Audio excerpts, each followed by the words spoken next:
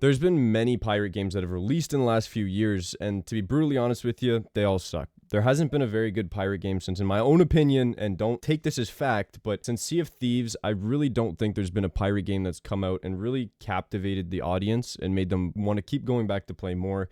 And I think there's a few factors into why this is a thing. One of the biggest examples would be something like Skull and Bones. If we take a look at the release of that game, it did awful. It had tons of bugs, lots of issues, and this was hyped up to be a quad A game. It was supposed to be something that was astronomical compared to other games. It was supposed to be out of this water. You like a little pun because it's like a pirate game that's got water and stuff. Anyways, but I wanted to touch on a couple of reasons why I just genuinely think pirate games don't work. Now, I'm sure there's gonna be a couple of people that disagree with it, so forewarning, this isn't fact. This is just my own personal opinion. You're more than welcome to disagree with me. Drop a comment down below. Change my mind. I'm very open-minded. Nonetheless, let's dive into a couple of reasons why I genuinely think pirate games suck in recent years. One of the biggest ones is just straight up the ability to play alone. It gets very boring when you're just riding a sea. You're alone. You don't have any friends. You know, maybe you got an instrument. You can play the banjo, but at the end of the day, there's not a lot of things you can do, especially when it comes to you have to steer the boat, you have to fire the cannons. A couple games have done these kind of concepts well. If we look at stuff like World of Warships, but at the same time, you're controlling an entire warship.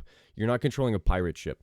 Completely different experience if it's a game where you're meant to be behind the wheel opposed to controlling the wheel and all the guns at the same time. In that aspect, I think it's really hard for a pirate game to get you feeling the immersion of the game as well as making it so it's balanced in terms of like attacking, defending, movement. It's very difficult, and it's almost impossible to come up with a concept that's going to work unless you have adaptations. Like if you're playing alone, you can then control the guns while you're on the wheel, or while you're on the cannon. I guess you can maybe control the steering wheel, or it puts like an NPC, but it's just, in my mind, I feel like that's just way too difficult, and playing alone, it ruins the experience on a lot of these games, unless you're like a hardcore gamer. You know, you want to jump off the wheel, run down to the cannon, load a cannonball, prime it, fire it, run back up to the wheel, steer it back around, run back down. Like, it's a mess. It's a mess. And I think that's one thing that really kills the experience for a lot of players. That's what killed the experience for me in Sea of Thieves. The next big issue I see is authenticity when it comes to these games. When you're balancing the historical accuracy of these games and the fun gameplay mechanics, it is crucial to make sure you have a nice balance, and it can be very difficult. You want to try to keep it as authentic as possible. You want to give people a pirate experience. As I was mentioning, it can be very hard when you're running around alone on a pirate ship trying to fight people. In the same aspect, you can factor that into quite a few different things. When it comes to sinking a ship, if you're going to go loot the ship, you don't have to swim to the bottom of the ocean, but if they make some stuff float, it doesn't really feel realistic. So they have to sacrifice some of these things in order to make it more convenient for the player. They could do things like add like a transparent halo where it is, and then technically, you know, your character jumps down, goes diving, comes back up, but then you're adding time limit into those things opposed to just being able to like quickly grab it. You have to sacrifice some technical aspects of the game, it feels like, just to achieve those authentic parts of the pirate experience that you'd really be seeking. But at the same time, in some games, you know, you hover over the spot where the loot has dropped when you sink a ship, and you can just pick that loot up. In other games, you know, you have to shoot grappling hooks, or you're maybe jumping down into the water to swim and grab them. In each game, it's not as realistic as what would actually happen, right? You know, if you sink a ship, all that stuff's going to the bottom. You're not getting it. But in these games, you have the ability to engage in PvP or engage in these fights, and the whole purpose of it is to get that loot. I think that's something that can really get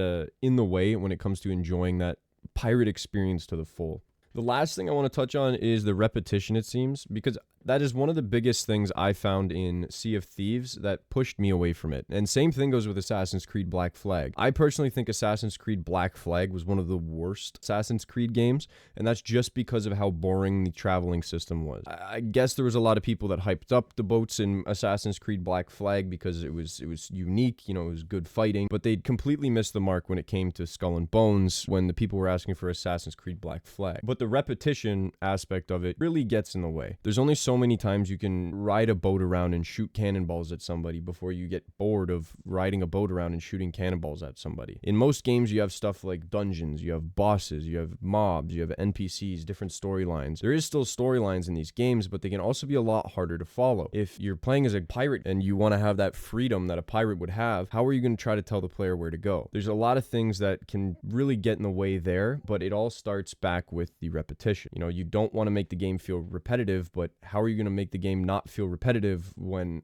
all you're doing is sail to this point, down this ship, move, sail to this point, down this ship, you know, pick this up from this port, bring it to this port, drop it off. Feels like there's not a lot of variety, and, you know, for the variety that does get added, it becomes repetitive very quickly because there's not a lot of things you can apply it to. I think that's probably the biggest thing at the end of the day when it comes to those 3 points, other than maybe like the technical challenges of it. But I think repetition's probably the big stinker when it comes to these games. But I mean, I guess the repetition too could be considered authentic. You know, that's what pirates did. They just went down ships or robbed ships, you know? So I think there's other ways they could maybe go about it. I don't know exactly what ways they should go about it, but my own opinion, I'd love to see a pirate game where it has a value of life mechanic where if you lose your ship or everything you've worked towards, you lose it genuinely and you start back on the beach. Similar to a lot of games we see, stuff like Rust, games like DayZ, Escape from Tarkov, a lot of these games that have that value of life mechanic, it genuinely would bring a whole nother audience into these games and give them a fresh breath on the whole survival genre, and having that in the pirate category I think would be pretty cool. Now, I'm sure there's other people with other ideas as to what would make a pirate game good, and if you have any ideas, please do drop them down below, as I'd love to hear everybody's thoughts and opinions on this kind of thing. I think pirate games are a market where there's definitely room for a boom, but everybody's completely missed it and their cannons are dry firing. So let me know what you guys think down below. Are you liking pirate games? Are you playing Skull and Bones? Are you still playing Sea of Thieves? Let me know down below. Make sure to hit that like button if you enjoyed the video. Hit dislike if you did not. Hit that sub button so you never miss an upload, and I will see you guys in the next video. Peace.